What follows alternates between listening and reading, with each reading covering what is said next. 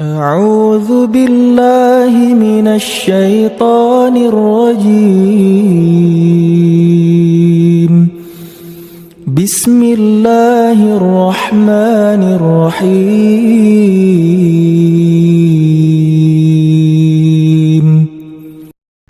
السلام عليكم ورحمة الله وبركاته. الحمد لله المبدئ المعيد الفعال لما يريد الكبير المتعال الواحد بلا مثال الموصوف بكل صفات الجلال والكمال، والصلاة والسلام على سيدنا محمد الذي أرسله الله شاهدا ومبشرا ونذيرا وداعيا إلى الله بإذنه وسراجا منيرا، وعلى آله وصحبه ومن تبعهم بإحسان إلى يوم الدين. أما بعد، فإن أحسن الحديث كتاب الله وخير هدي هدي النبي محمد صلى الله عليه وسلم، وشر الأمور محدثاتها فإن كل محدثة بدعة وكل بدعة ضلالة وكل ضلالة في النار. Yang sama-sama kita muliakan guru kita, orang tua kita, Bapak Al-Ustadz Al-Hajj Sarnubi bin Haji Amsid. Yang sama-sama kita muliakan guru kita, Bapak Al-Ustadz Al-Hajj Subhanul Fajri. Yang sama-sama kita muliakan orang tua kita, Bapak Al-Ustadz Hasan Syazili, Bapak RW Dr. Andes Karmawan, serta para pengurus DKM Masjid Al-Mubarakah, para asatidzah, para hujaj, hadirin sekalian. Alhamdulillah, senantiasa kita panjatkan puji syukur kita ke hadirat Allah Subhanahu wa taala. Salawat dan salam tak lupa kita sampaikan pada junjungan kita Nabi besar Muhammad sallallahu alaihi wasallam, juga pada keluarga dan para sahabatnya. Sebelum kita mulai ta'lim kita ini, marilah kita bacakan suratul Fatihah yang insyaallah dengan keberkahan dari suratul Fatihah ini, semoga Allah Subhanahu wa taala mudahkan sampainya ilmu ke dalam hati dan fikiran kita. Al-Fatihah liniyatul qabul tamami kulli sul wa hadratur rasul bi anna Allah yaftahu alaina abwabal futuh abwabal ma'rifah bijahi sir walidi anan sayyidina Muhammad sallallahu alaihi wasallam وآله وصحبه وزوجه وولاده وذريته وأهل الإكرام. مصنف هذا الكتاب إلى الشيخ العلامة أحمد المرزوقي وإلى السيد محمد بن علوي بن عباس المالكي الحسني. لهم الفاتحة. بسم الله الرحمن الرحيم. رب العالمين الرحمن الرحيم مالك الدين إياك نعبد وإياك نستعين صراط الذين أنعمت عليهم غير المغضوب عليهم ولا الضالين.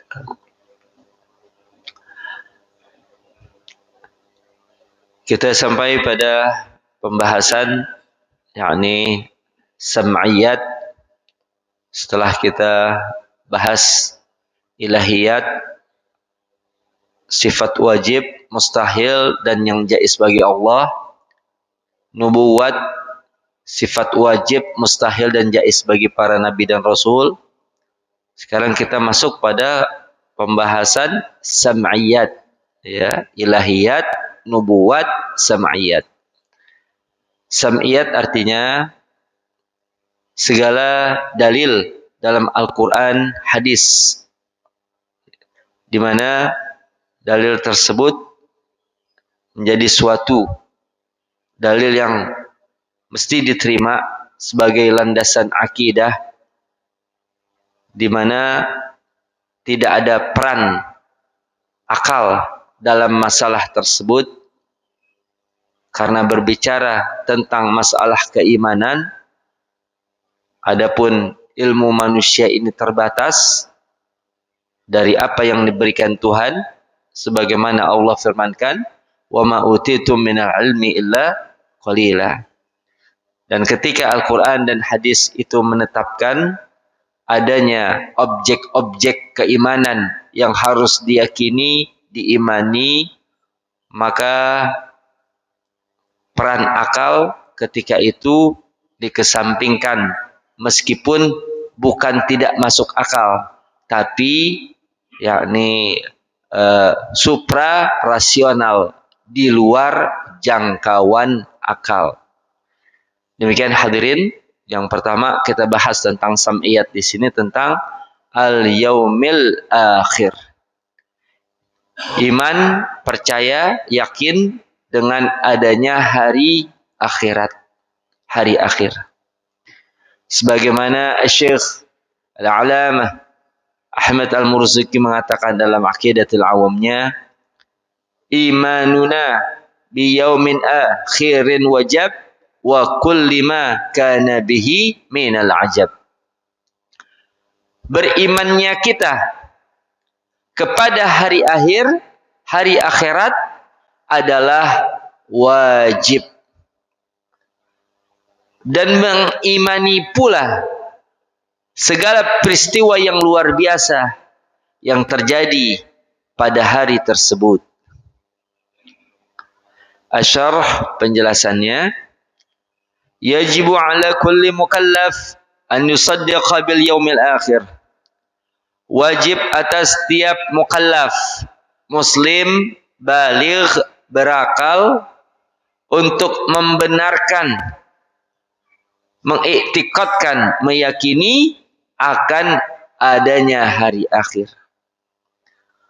Di antara dalil tentang hari akhir, hari akhirat tersebut, yakni surah Al-Baqarah ayat ke-177, Allah Ta'ala berfirman, walakinnal birra man amana billahi wal yaumil akhir. Akan tetapi yang disebutkan kebajikan adalah orang yang beriman kepada Allah dan hari akhir. Hadirin, kita tahu ya, sejak kecil rukun iman itu ada 6. Rukun iman itu ada 6. Karena memang ada satu dalil dari hadis menyebutkan tentang iman, antu'mina billahi wa malaikatihi wa kutubihi wa rusulihi wa yaumil akhir wa tu'mina bil qadari khairihi wa syarrihi. 6, ya. Tapi dari banyak ayat Al-Qur'an dan juga hadis Nabi sallallahu alaihi wasallam sering disebutkan tentang masalah keimanan 2 saja. Beriman pada Allah dan hari akhir. Untuk mewakili 6 rukun iman tadi. Sebab ini 2 merupakan satu dasar yang sangat penting. Jadi kalau beriman pada Allah, percaya pada Allah, tentu mempercayai pula para nabi dan rasulnya, dan juga kitab-kitab yang diturunkannya. Demikian hadirin, ya.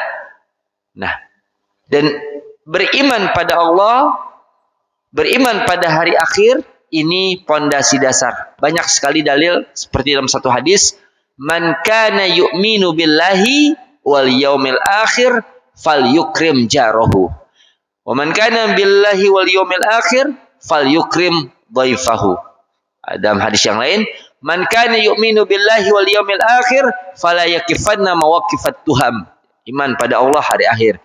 Barang siapa yang beriman pada Allah, hari akhir. Barang siapa yang beriman pada Allah dan hari akhir. Nah, hadirin, ya. Karena memang hadirin,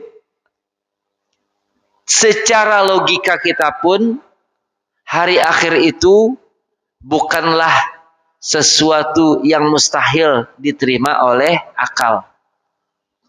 Kenapa demikian? Karena bicara kehidupan di alam dunia ini banyak masalah yang belum selesai. Ada orang sehari-harinya dizolimi, dimakan, dirampas haknya. Ada seseorang yang lain yang zalim, yang sewenang-wenang dengan kekuasaan dan jabatan, dia intimidasi, dia zalimi saudaranya tersebut. Belum selesai hadirin. Ya. Nah, beriman kepada hari akhir berarti akal kita mengatakan tentu Allah Maha Adil. Tapi yang terjadi di alam dunia ini banyak sekali ketidakadilan. Pasti Allah akan selesaikan segala perkara dengan seadil-adilnya. Nah, itulah yang disebut dengan hari akhir, hari akhirat, hari di mana diselesaikannya segala urusan. Bahkan seseorang hadirin, bila terlalu berat musibah, ujian yang diterima dalam alam kehidupan ini, tentu bila ia meyakini, mengimani adanya hari akhirat, adanya hari akhir, tentu musibah yang dialaminya tersebut akan dirasakan ringan. Kenapa hadirin? Karena dia berharap kepada Allah kelak dengan kesabaran yang ia jalani dalam kehidupan di dunia ini, semoga Allah balas dengan pahala yang berlipat ganda dan dengan kenikmatan surga yang kekal selama-lamanya. Ya. Jadi kalau seorang mendalam imannya kepada hari akhir, hadirin, yang disebut musibah dunia masih ada ujungnya. Bila kita mati, selesailah sudah ujian kita. Masuklah kita pada satu alam yang disebut dengan alam barzah, alam kubur, alam penantian, alam yang berada antara alam akhirat dan alam dunia. Nah, inilah hadirin tentang apa yang disebut dengan keniscayaan hari akhir, keniscayaan kiamat, keniscayaan hari akhirat. Kemudian bahagian dari mempercayai hari akhir tersebut hadirin, yakni adanya satu alam sebelum kita memasuki alam akhirat. Nah, inilah yang disebut dengan alam barzakh, alam kubur atau alam penantian. Jadi alam barzakh, alam kubur berada di antara alam akhirat dan alam dunia. Iman pada alam barzakh ini hadirin, ada satu hadis sahih riwayat Imam Muslim, Imam Bukhari, di mana ini hadis diriwayatkan dari sanadnya yang awal, an Aisyah radhiyallahu anha anna sallallahu alaihi wasallam kana yad'u fi shalah Allahumma inni a'udzubika min adzabil qabri wa min adzabin nar wa min fitnatil mahya wal mamat wa min fitnatil masiihid dajjal. Sayyidatina Aisyah meriwayatkan bahwasanya Nabi sallallahu alaihi wasallam senantiasa berdoa memohon kepada Allah di dalam salatnya, yakni dengan doa yang berbunyi Allahumma inni a'udzubika min adzabil qabri. Kalau mau diteruskan, min adzabil qabri wa min adzabin nar wa min fitnatil mahya wal mamat wa min fitnatil masiihid dajjal.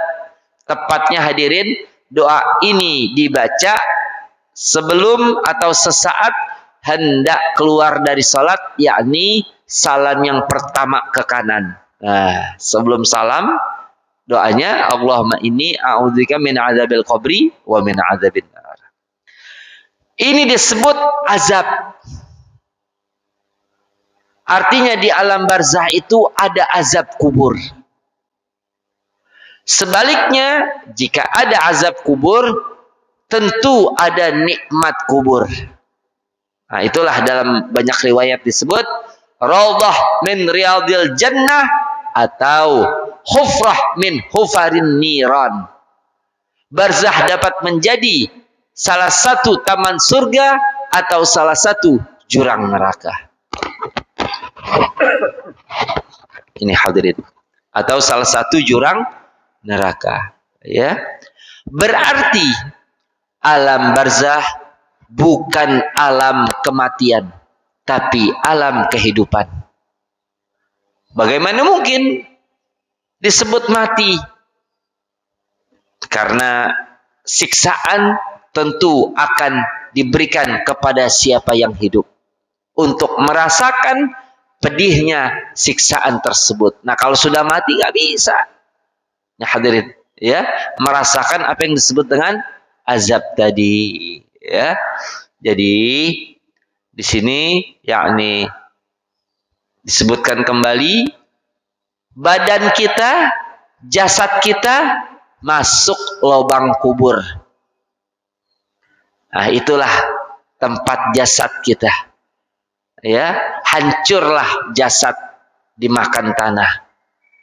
Tapi ruh kita masuk alam kubur. Kalau jasad masuk lubang kubur, ruh masuk alam kubur. Jadi beda alam kubur dengan lubang kubur.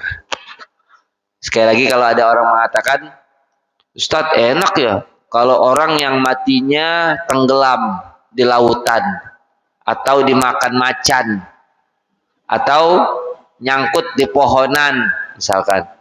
Kenapa? Dia kan nggak masuk lubang kubur, berarti nggak dapat pertanyaan malaikat munkar wa nakir.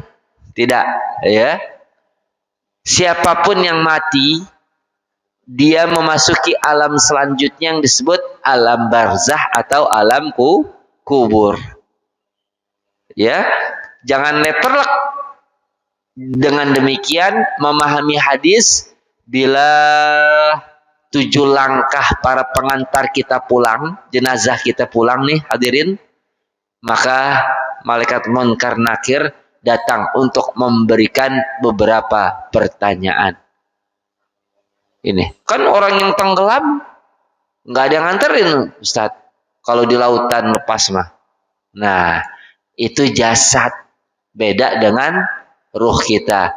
Jadi seukuran lamanya orang yang mengantar jasad kita masuk lubang kubur ini pulang. Nih hadirin, ya. Jadi yakni jelas dalam hadis ini tentang doa Nabi ada yang disebut dengan siksa atau azab kubur. Nih hadirin, ya. Nikmat kubur tentu ruh yang tidak tersiksa, ruh yang tidak terazab, ruh yang tidak terpenjara, ruh yang tidak terperangkap, ruh yang dapat menikmati, ya, nikmat kubur. Dia dapat yatazawarun, saling kunjung mengunjungi sesama ruh yang selamat pula, hadirin, ya. Jadi alam barzah sekali lagi bukan alam kematian, tapi alam kehidupan. Nah, tiap kita tanpa terkecuali pasti masuk, pasti memasukinya. Ya, kalau kita mau bilang 30 tahun ke depan Masjid Al-Mubarakah mungkin nggak ada lagi yang tampangnya kayak kita. Udah digantiin semua nih kita. Jadi 30 tahun ke depan ya mungkin kita udah nggak tinggal lagi dalam dunia. Nah, kita udah masuk ini masing-masing kita 30 tahun ke depan apa yang disebut dengan alam barzah. Nah, hadirin, ya. Nah, kemudian tentang iman pada hari akhirat termasuk yakni mengimani adanya kebangkitan dari kubur. Kebangkitan dari kubur, hadirin, ini orang-orang kafir, orang-orang musyrik bingung. Kalau tulang belulang yang sudah hancur, jasad yang sudah hancur, ya bagaimana bisa dihidupkan kembali? Nah, Nabi diperintahkan Allah untuk menjawab keraguan mereka. Qul yuhyihalladzi ansha'aha awwal marrah. Katakan wahai Nabi, yang menghidupkan kembali jasad yang telah hancur tersebut adalah yang menciptakannya pertama kali. Dulu kita tidak ada, dicipta Allah menjadi ada. Sekarang kita pernah ada. Bagaimana mungkin sulit bagi Allah untuk menciptakan kita kembali. Dulu aja nggak ada, diciptakan jadi ada, apalagi kita pernah ada. Ya, jasad kita pernah ada. Tentu tidak ada yang lebih sulit, lebih gampang bagi Allah. Semuanya bila mana Allah berkehendak terjadi. Nah, jadi demikian hadirin. Bangkitnya seseorang, yakni dari kuburnya hadirin, ini berbagai macam keadaan ketika dibangkitkan. Ya, keadaan ketika dibangkitkan. Adapun orang-orang kafir itu disebut di dalam surah Yasin, qalu ya wailana man ba'athana min marqadina hadza ma wa'ada ar-rahman wa sadaqal mursalun. Qalu, mereka berkata, itu orang kafir, ya wailana man ba'athana min marqadina, celaka kami, siapa yang membangkitkan kami dari tempat tidur kami ini? Artinya membangkitkan dari alam kubur.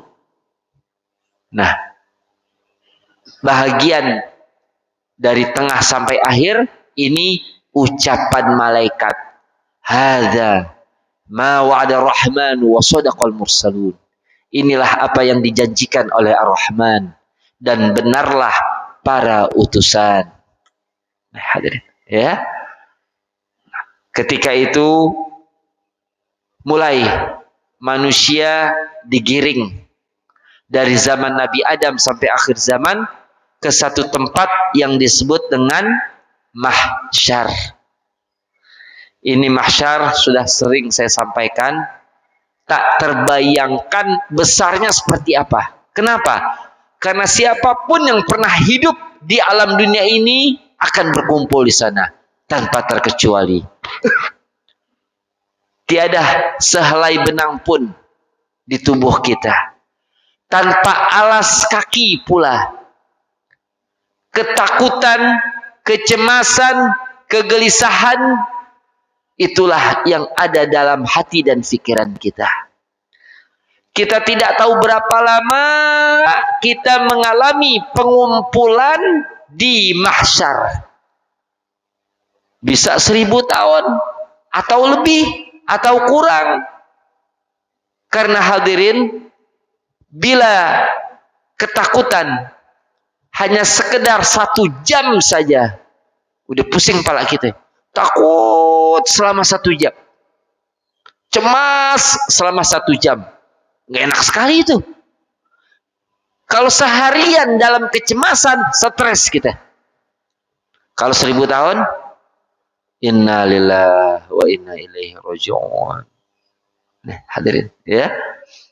Nah, maka saat dikumpulkannya tadi, ini manusia pun sama datang kepada nabi-nabi.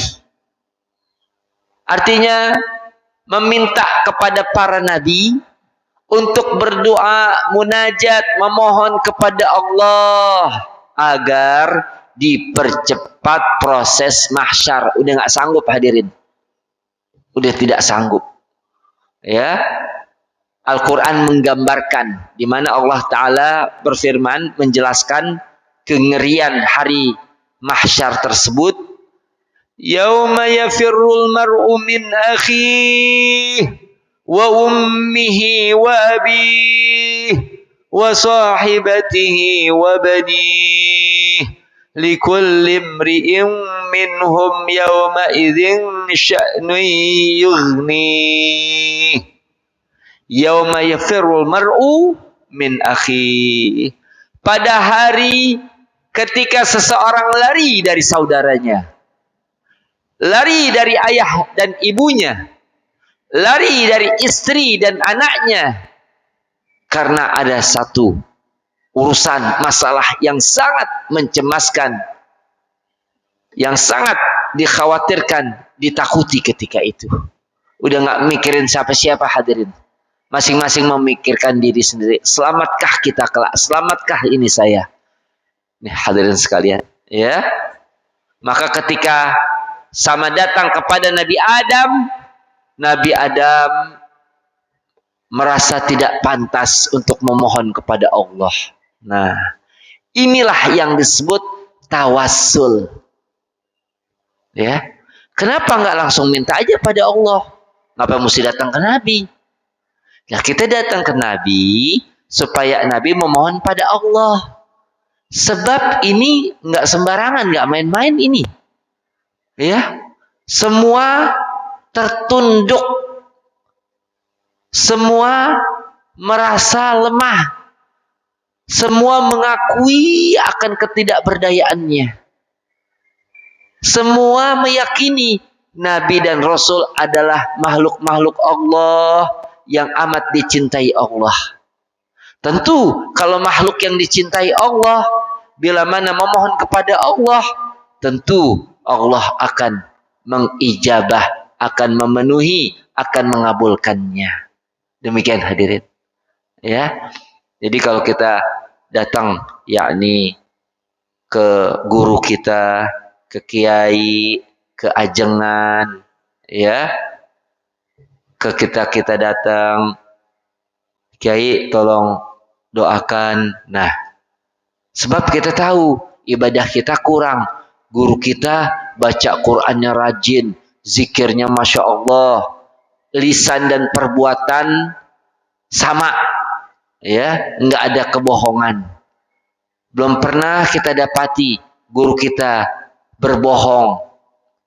Ya, lisannya sudah mengatakan kebaikan, amalan solehnya pun luar biasa. Dibanding kita siapa?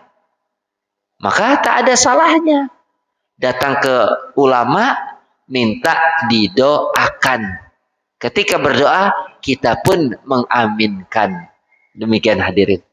Karena Nabi ini sering didatangi para sahabat, ya, ketika di alam dunia, ya Rasulullah, ud'allah lana ayaj'alana mustajib da'wah, ya mustajab da'wah.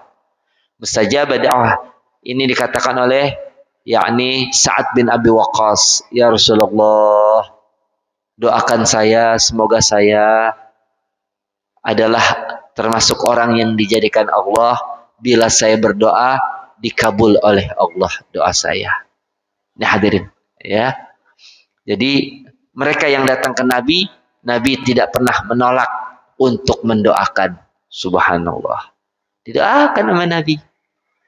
Beda hadirin dengan satu faham baru yang lagi masuk di masyarakat kita, bahkan di seluruh dunia, tapi tetap mereka ini minoritas, ya. Sedikit sekali, mungkin sekitar 0,0 sekian persen. Ahlus sunnah wal jamaah tetap mayoritas di negeri manapun, di bumi manapun. Ahlus sunnah tetap mayoritas, alhamdulillah. Karena tidak akan pernah dapat mengalahkan jumlah ahlus sunnah. Ya, faham-faham sempalan yang berada di luar ahlus sunnah.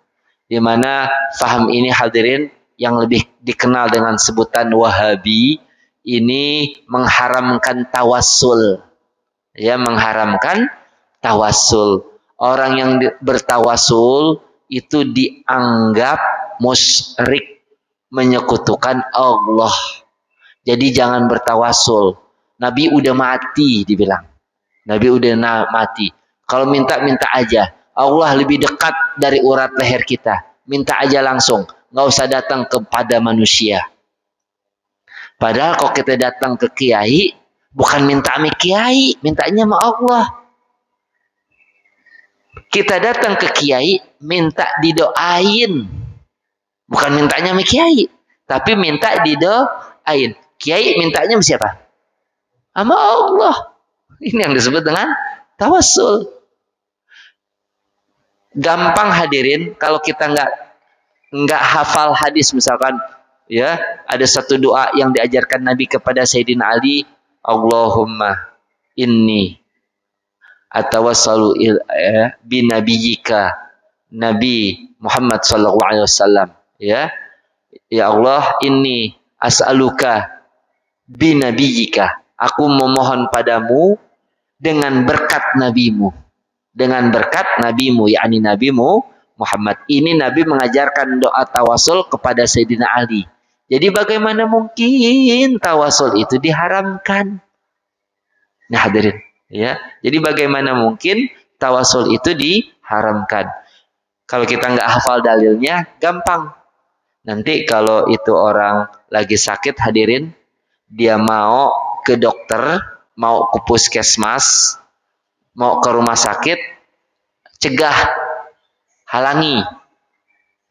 Mau kemana Pak? Saya mau ke rumah sakit. Nggak boleh Pak. Kok nggak boleh? Saya lagi sakit. Bapak sakit kan? Kalau sakit, yang menyembuhkan tuh Allah, bukan dokter. Minta langsung pada Allah. Jangan ke dokter-dokter. Musyrik. Kira-kira begitu gitu. Jadi kalau kita datang ke kiai minta didoain, sama aja kok ke dokter. Emang kita ngapain ke dokter? Kan kita yakin yang menyembuhkan penyakit itu Allah Subhanahu wa taala. Kita yakini dokter nggak bisa apa-apaan kecuali dengan izin Allah. Ilmunya dokter dari Allah. Kesembuhan kita dari Allah.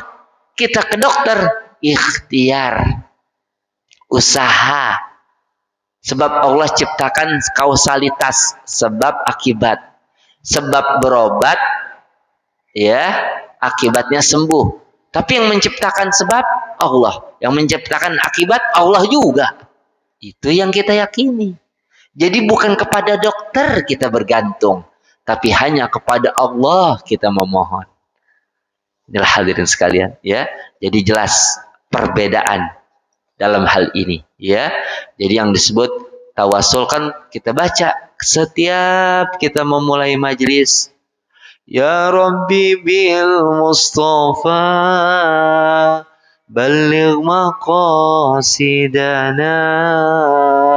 waghfir lana ma madha ya wasi'al karami ya Rabb ya Allah. Udah Allah yang kita sebut. Permohonannya berarti kepada Allah. Ya Rabbi bil Mustafa, dengan berkat Al-Mustafa.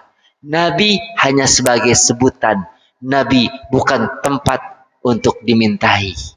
Karena Allah lah tempat berlindung, tempat untuk berlindung, memohon dari segala apa yang kita perlukan.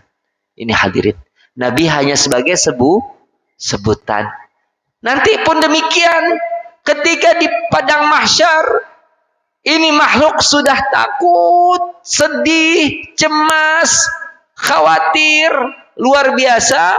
Datang pada Nabi Adam merasa belum pantas. Datang pada Nabi Nuh, sama. Datang pada Nabi Allah Ibrahim, Nabi Allah Musa, Nabi Allah Isa. Mereka sama-sama menganggap dirinya tidak pantas bermohon pada Allah. Tapi ketika datang kepada Nabi Muhammad sallallahu alaihi wasallam mengatakan, Analaha, akulah yang memiliki asyafa'atul uzma tersebut. Maka Nabi sujud, bermohon, meminta, munajat kepada Allah. Maka dikatakan pada Nabi, Irfa' ra'sak, ishfa' tu syafa'. Angkat kepalamu, mohonlah syafaat, kau kan diberikan syafaat. Inilah hadirin yang disebut dengan asyafa'atul uzma. Hadirin sekalian, ya. Maka disebut di dalam burdah, Huwal habibul ladzi turja syafa'atuhu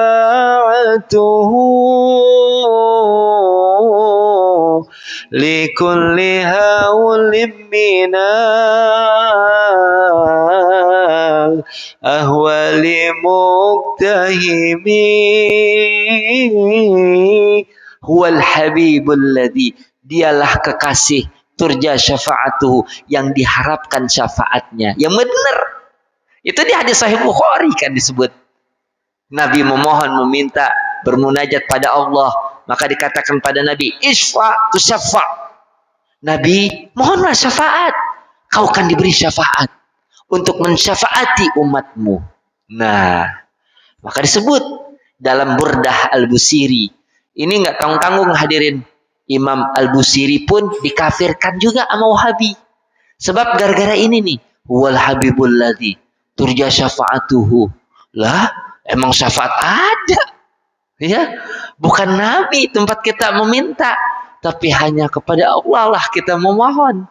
Nabi hanya sebagai sebutan. Demikian hadirin. Ya.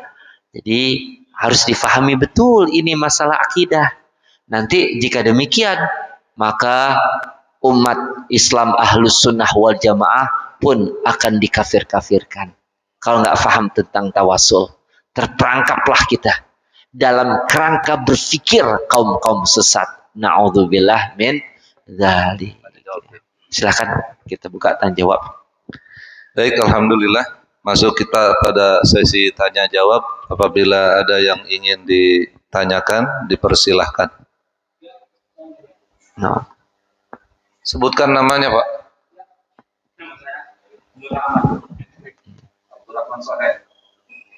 Tadi di awal berkami menyampaikan Ustaz mengatakan maka bismillah pada khairan atau alpin do perjalanan depan alpin baik. Dan pertanyaannya ialah kemudian kamu akan menakan Rasul. Tidak dulu kan. Oke, pertanyaan adalah kalau kamu dulu kita datang nih, kita kadang-kadang menggunakan sunnah di rumah. Kita kan tahu siapa nama, kalau kamu apa macam Ya, baik. Barang siapa yang beriman kepada Allah dan hari akhir, falyukrim dhaifahu. Maka hendaknya ia memuliakan tamunya. Jadi, memuliakan tamu, memuliakan tetangga, berkata yang benar, ya. Jika tidak bisa mengatakan kebenaran, lebih baik kita diam. Ini ciri sifat dari orang yang beriman kepada Allah dan hari akhir. Nah, adapun rincian yang disebutkan tadi itu masuk dalam ilmu fikih. Artinya dalam uraian fikih, bila mana tamu enggan makan minum dari suguhan kita, kalau kita tidak ikut makan dan minum, maka berbuka lebih baik. Berbuka lebih baik daripada yakni berpuasa. Kenapa? Karena dengan berbuka kita memuliakan tamu. Sebab memuliakan tamu itu hukumnya wajib. Adapun puasa Senin Kemis hukumnya sunnah. Demikian. Kalau datang yang sunnah dan yang wajib, tentu yang didahulukan adalah yang wajib. Ini ya. Atau kita udah tahu nih, ini orang kalau misalkan tahu kita lagi puasa, tentu dia nggak mau disuguhi segala macam nih. Kita nggak usah ngomong, sebenarnya saya lagi puasa nih, nggak usah. Ya, arti kita buka aja bersama dia, itu pahala puasa tetap dapat. Pahala puasa sunnah Senin tetap dapat, pahala memuliakan tamu tetap dapat double jadinya. Subhanallah. Ya, itulah yang disebut niat kebaikan meskipun tidak kesampaian pun telah menjadi catatan kebaikan. Ini hadirin yang mendapatkan pahala. Ya, silakan yang lain. Ya, sebutkan namanya. mengenai syafaatul uzma. Yaitu kalau ini yang diberikan ini apakah hanya orang-orang yang beriman saja atau yang beriman tapi masih banyak berbuat maksiat? Iya. Nabi Muhammad saja atau seperti dalam syarah ini, syafaat bertingkat. Tapi yang disebut syafaatul uzma bukan itu. Yang disebut syafaatul uzma mempercepat proses mahsyar begitu. Kan udah nggak sanggup, ya Allah, takutnya luar biasa nih. Antriannya. Iya, antrian arti selesai deh ya. Masalah mahsyar selesai nih. Begitu hadirin. Adapun yang ditanyakan tadi itu syafaat yang bertingkat-tingkat pertama. Kalau tadi kan syafaat untuk mempercepat proses mahsyar. Untuk syafaat yang ditanyakan tadi yang pertama yakni syafaat Nabi memasukkan satu kaum ke dalam surga tanpa hisab. Tanpa hisab. Jadi nggak ada bicara ditanyain, ya, tidak dihisab, langsung surga. Syafaat berikutnya fi darajatid darajat, ya, fi ziyadati darajat, penambahan derajat. Penambahan derajat. Yang ketiga yakni syafaat kepada orang yang berhak sebenarnya untuk masuk neraka, Nabi syafaati menjadi tidak jadi masuk neraka. Insyaallah. Syafaat selanjutnya mengeluarkan satu kaum dari neraka. Itu udah masuk neraka. Ya, yang seperti ini tidak hanya Nabi Muhammad, tapi sesama kita pun bisa. Sesama kita ini bisa. Ya. Siapa? Orang yang modalnya iman doang. Sembayang kagak. Yang haram dikerjain. Tapi iman tetap ada. Bang, kenapa ini? Kagak sholat 5 waktu inti. Ani tahu sholat itu wajib. Tapi males banget. Nah, tetap iman itu. Nggak kafir, iman tetap. Ya. Dalam akidah Ahlus Sunnah, meninggalkan kewajiban tidak jatuh kafir. Ini hadirin. Ya. Kalau Mu'tazilah mengatakan kafir, Ahlus Sunnah tidak. Selama dia meyakini bahwa hal itu adalah wajib. Tapi bila mana seseorang menghalalkan apa yang diharamkan atau mengharamkan apa yang dihalalkan, ini yang menjadi kafir. Na'udzubillah. Contoh hadirin. Bang, kenapa ente kagak sholat 5 waktu? Ani udah masuk makom makrifat. Ente baru syariat. Udah makrifat, nggak perlu sholat. Sholat ani ingat Allah, udah. Selesai. Ente mah baru makrifat. Ini orang kafir hadirin. Kafir ini. Karena menafikan kewajiban yang jelas-jelas. Wajib di dalam syariat. Yakni sholat 5 waktu. Nabi ini kalau dikatakan ahli makrifat, ya rajanya. Orang yang paling faham tentang makrifat kepada Allah, Nabi Muhammad. Sholatnya Nabi bagaimana? Sholatnya Nabi sampai bengkak-bengkak kakinya. Sholat malamnya itu sholat sunnahnya sampai bengkak-bengkak. Jangan ditanya sholat 5 waktunya. Ya ini orang Nabi bukan apa bukan. Sholat udah nggak wajib. Nah ini hadirin. Ya. Jadi maka bahayanya saya senantiasa mengingatkan pada hadirin, kalau masuk yang disebut faham Wahabi ke keluarga kita, ke masyarakat kita, ini banyak hadirin, mereka akan kafir-kafirkan kita. Yang bahaya bukan masalah mengkafirkan di dunianya, yang bahaya di akhirat. Sebab bahaya besar buat orang yang mengkafirkan sesama mukmin tanpa alasan yang dibenarkan. Jika yang dikafirkan itu tidak kafir, ungkapan kekafiran, vonis kekafiran berbalik kepada orang yang mengatakan. Na'udzubillah. Kebawa sampai dia mati itu. Sebab kata Nabi, idza qala rajul li akhi ya kafir faqad ba'a bi ahaduhuma. Apabila ada seseorang memvonis mengatakan kepada saudaranya, kafir, begitu. Menuduh kafir saudaranya nih, maka ungkapan ucapan kafir tadi berbalik kepada salah satu dari keduanya. Kalau yang dikafirkan tidak kafir, nah yang ngomong, yang nuduh kafir, yang kafir. Na'udzubillah. nggak selesai sampai dia mati tuh. Maka bahaya ya. Jadi keluarga kudu mensal-salhan, ngomong bisnis akur, ngomong agama bertengkar. Innalillah. Ini hadirin, ayo mari kita kembali ke faham dari orang-orang tua kita dahulu, guru-guru kita dahulu. Faham ahlus sunnah wal jamaah. Doa kita. Nastaghfirullahaladzim, nastaghfirullahaladzim, nastaghfirullahaladzim. Min kulli dhanbin atainahu aw hamamnahu bihi ya Allah, ya Allah, ya Allah. Salli ala habibika wa khalika wa sufika Sayyidina Muhammad sallallahu alaihi wasallam.